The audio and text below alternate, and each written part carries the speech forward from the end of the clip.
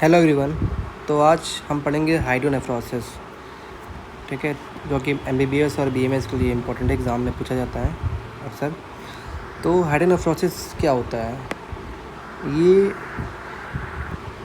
Mainly होता क्या है कि इसमें होता है डायलेशन ऑफ रीनल पेल्विस का और कैलाइसिस का, ठीक है, due to obstruction of urinary flow, ठीक।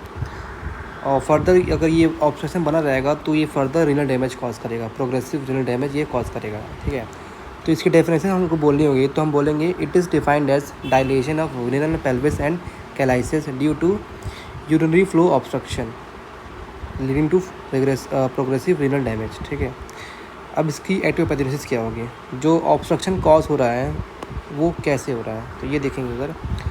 तो मेनली जो ऑब्स्ट्रक्शन कॉज हो रहा है वो किसी स्टोन या तो हो गया हो, renal ureteric कैल्कुलाई most common cause होता है, ये होता है रीनल स्टोन, ठीक है। या फिर कोई स्ट्रक्चर फॉर्मेशन हो गया, तो ठीक है, तो यूरेट्रिक स्ट्रक्चर हो सकता है।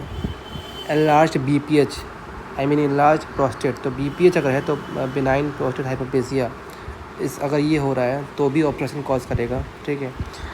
और कंजेनिटल पीयूजी ऑब्स्ट्रक्शन है और न्यूरोजेनिक ब्लडर है तो हो सकता है। तो मोस्ट कॉमन कॉज जो इसमें होता है रीनल यूरेट्रिक कैल्कुलाई, ठीक है। अब इसके देखते हैं पैथोजेनेसिस। तो सबसे पहले मैं बताया कि यूरिनरी फ्लो की ऑब्स्ट्रक्शन होगा बिकॉज ऑफ स्टोन हो गया, ठीक है, जैसे हमने मान लिया। तो क्या करेगा, जब स्टोन है तो ऑब्स्ट्रक्शन कॉज किया तो यूरिन फ्लो हो नहीं पा रहा, तो क्या होगा, यूरिनरी कलेक्शन हो जाएगा, ठीक है। तो जब कलेक्ट होगा तो वो क्या करेगा, बैक प्रेशर लगाएगा, ठीक है, कलेक्टिंग सिस्टम में, ठीक।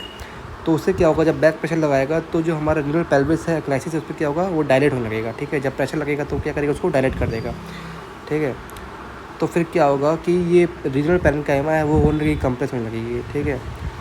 तो वो फर्दर क्या कॉज करेगा, रीनल एट्रोफी कॉज कर सकता है और फिर लॉस ऑफ फंक्शन, ओके। तो ये इसकी बनेगी पैथोजेनेसिस। क्लासिफिकेशन देखा जाए तो क्लासिफिकेशन कॉज के बेसिस पे दो होते हैं, कंजेनिटल हाइड्रोनेफ्रोसिस और एक्वायर्ड हाइड्रोनेफ्रोसिस। सीवियरिटी के बेसिस पे mild, moderate, severe, okay. Side है तो यूनिलेटरल हो गया या बायलैटरल हो गया, उस बेसिस पे कर सकते हैं हम लोग। क्लिनिकल फीचर्स देखते हैं इसके। तो इसमें फ्लैंक पेन मिलता है, ओके।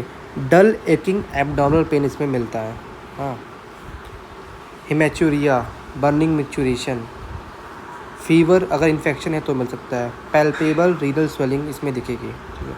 लेट फीचर्स क्या हो सकते हैं, reduce urine output, uremia, hypertension. अब इसकी डायग्नोसिस कैसे बनाएंगे हम? तो डायग्नोसिस के लिए मेनली हम करेंगे क्लिनिकल एग्जामिनेशन, जो भी साइन सिम्टम्स देखेंगे वो उससे कंफर्म करेंगे। यूरिन रूटीन माइक्रोस्कोपी कर सकते हैं, ब्लड यूरिया या सीरम क्रिएटिनिन देखेंगे इन्वेस्टिगेशन में, और यूएसजी किडनी यूरिनल ब्लैडर जो होता है इसकी इन्वेस्टिगेशन ऑफ चॉइस होता है, और रीनल स्कैन कर सकते हैं। अब कॉम्प्लिकेशन इसका क्या होगा कि अगर ये डिजीज़ परसिस्ट कर रही है बहुत लंबे समय से तो रेकरेंट यूटीआई कॉज कर सकती है बार बार, और रीनल फेलियर हो गया, हाइपरटेंशन और रीनल एट्रोफी।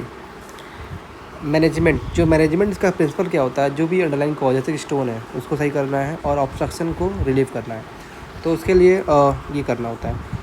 इन्फेक्शन अगर हो गया है तो हम एंटीबायोटिक्स दे सकते हैं, सेफ्ट्राइक्सोन 1 ग्राम IV VD, या फिर अमोक्सिसिलिन लेवलिनेट 625 mg TDS दे सकते हैं। पेन रिलीफ के लिए डिक्लोफिनेक 50 mg BD दे सकते हैं, ओके। और अगर हाँ, पेन रिलीफ के लिए डिक्लोफिनेक दे दिया या फिर PCM दे सकते हैं 500 mg SOS, ठीक है। सर्जिकल इंटरवेंशन क्या होगा, इसमें हम कर सकते हैं DG स्टेंटिंग कराते हैं, स्टोन रिमूवल कराएंगे, ठीक है। परक्यूटेनियस नेफ्रोस्टोमी ये कर सकते हैं, और नेफ्रेक्टोमी जो कि नॉन फंक्शनिंग किडनी है तो उसमें नेफ्रेक्टोमी हम लोग कर सकते हैं। तो अगर आपको वीडियो अच्छी लगी तो लाइक सब्सक्राइब करिएगा, शेयर करिएगा। Thank you.